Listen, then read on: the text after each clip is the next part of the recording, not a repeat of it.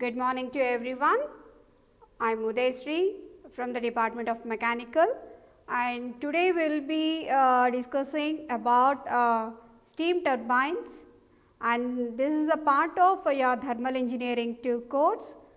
In the third unit we have steam turbines, and I think everyone are familiar with the turbines. The terminology what you see here, everyone might be aware of this turbines, right?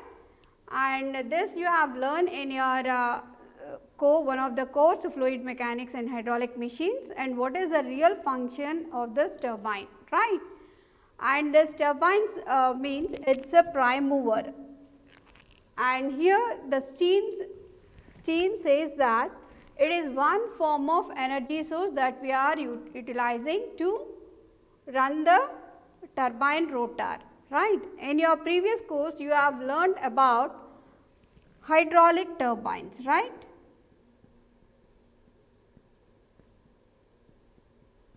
Hydraulic turbines. In this hydraulic turbines, the energy that you use is the water. The energy that is available in the water has been converted and it is used to drive this turbine rotor. Okay. And now here in the third year, you will be studying about the turbines which are run or operated with the help of the energy that is available in the steam, right. And from where you are going to get the steam? And the steam is generated from the boiler. How you generate this steam in the boiler? In the first unit we have discussed about the Rankine cycle, and what happens in the Rankine cycle and what are the basic components that you have in Rankine cycle? The basic components you have in Rankine cycle are the boiler, superheater, turbine, condenser and the pump, right. And with the help of the pump we are going to feed the water and we are going to boil the water in the boiler, and then we are trying to convert that water into the steam, and that steam will be having high temperatures and pressure. With the help of this high temperature and pressure, if you are able to send the steam through the supersaturated chamber, there you are going to have the dry saturated steam, and that steam is made to flow over the turbine blades which are fitted onto the turbine rotor. Yes, these are all the things that we have learned in the first unit. In continuity of this, how we are going to work out for the work done on the by the turbine rotor, or the what are the torque generated, and whether when the torque is generated and when the pressures are being dropped, and when the pressure drop is happening, what is the velocity that we are going to gain, whether that velocity is sufficient to rotate the turbine rotor or not. We are going to rotate this turbine rotor with the help of the blades which are fixed onto the rim of this turbine rotor. Okay. Now, the first point what I mean to say is, like the turbines are operated or run with the help of an energy available in form of steam. What we are trying to do is like the steam that we are going to receive from the boiler, it is made to flow on to the blades, turbine blades, and this is happening through nozzle. That means the steam that we are able to generate in the boiler, it is made to flow through the nozzle. If it is made to flow through the nozzle, what is happening? There is a pressure drop. There is a pressure drop in the nozzle. Now, if you remember, what is the shape of the nozzle? You have a constantly changing in the diameter of this nozzle, right.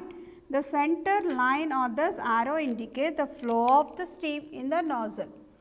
Within this zone of a nozzle, there will be a drastic change of pressure drop.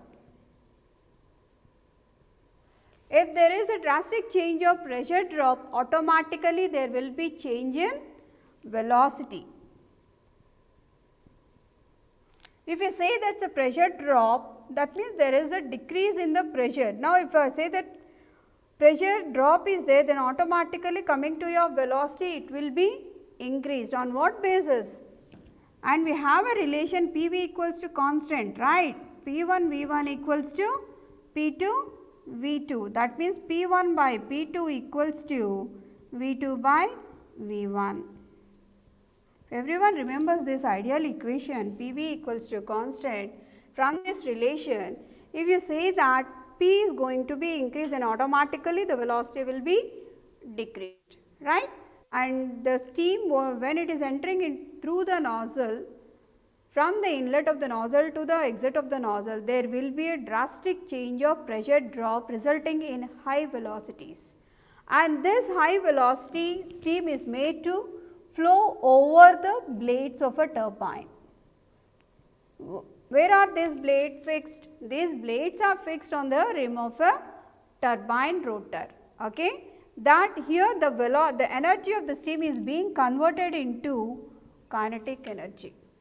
And this kinetic energy is made to be on to the over of the turbine blades. That means, this kinetic, with the help of this kinetic energy, the blades that are fixed onto the turbine, when the steam passes over the circumference of this blade, it starts moving, right? It makes the blades to rotate. Then these are all fixed onto the rim of a turbine rotor, and that means finally we are able to rotate turbine rotor. Okay. What I am trying to do, if I am going to rotate the turbine rotor, what I am trying to do? I am trying to do the mechanical work, right? From the amount of steam, the energy that I am going to get from the steam is being converted into kinetic energy, and this, with the help of this kinetic energy, we are going to generate the mechanical work.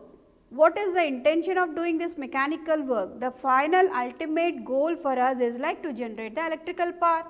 The shaft, this turbine shaft is aligned with the shaft of a generator, right? And then this rotation of this mechanical turbine rotor will automatically rotate the shaft of a generator, ultimately resulting in the electrical power generation, right? And here, by doing all this process, I am going to see some change in momentum.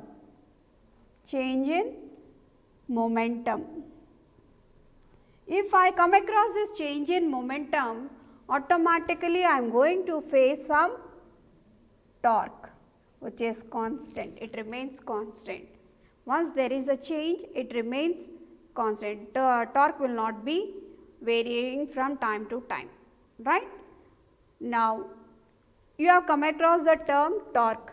There is some effect on the turbine rotor. Okay, you have seen the torque. What would be the relation of the torque? We will discuss it later. And now, after doing all this, collecting the steam from the boiler and passing it through the nozzle and then passing on to the blades, and finally I am going to rotate the turbine rotor. Okay, I have done some work. That means I need to know what is the work I have done here. Okay, what is the work I have to, what is the work I have done here? I have to calculate, I have to know it, right? Now, do I have any relation for this work done? Yes or no? I do not know. I think everyone are aware of these relations in the hydraulic turbines. If you remember, just please try to recollect the relation. Here we have the relation for the work done. It is nothing but the torque multiplied by angular velocity. Angular velocity. Torque, why we are saying torque? Why can't be another type of force? Since the turbine rotor is in a circular shape, when it starts rotating, we come across the torque, right? and this torque is represented with a symbol tau, and angular velocity is represented with an letter omega. Okay. Now, I am very clear. Okay, what is the relation that I have for the work done? Yes, I got the relation. If I am able to get the relation for the torque, I can find or I can get the value of work done. Is there any relation for the torque? Yes, we have here one more relation. Torque equals to tangential force multiplied by R. What is this R? I will tell you. What is this tangential force? F suffix T represents the tangential force. Okay. How to identify that, whether it is a tangential force or the radial force? We will see. Now, here the torque T, tau equals to F suffix T multiplied by R. It is R stands for, or R represents the radius of turbine rotor, right. And now I need to know what is this tangential force. Why we are considering only the tangential force? We have both the components, right. What are these components? The force along x axis and force along y axis. That means the horizontal component of the force and the vertical component of the force, right.